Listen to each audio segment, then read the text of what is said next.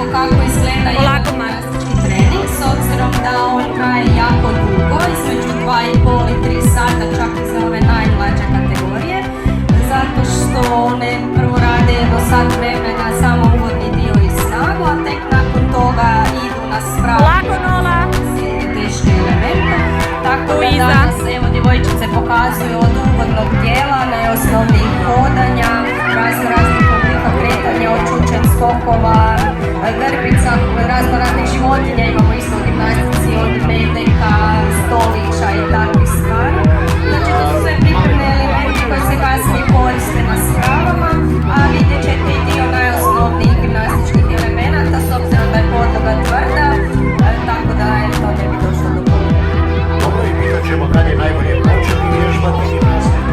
Gimnastikom se počinje jako rano, već od 3,5 odnosno 4 godine.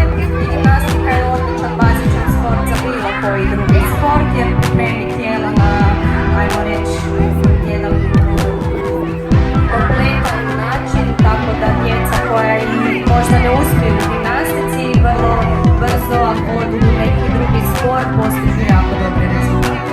Hvala Martina, idemo onda gledati kako vježbaju mladi gimnastičari u gimnastičkom klubu Samobor.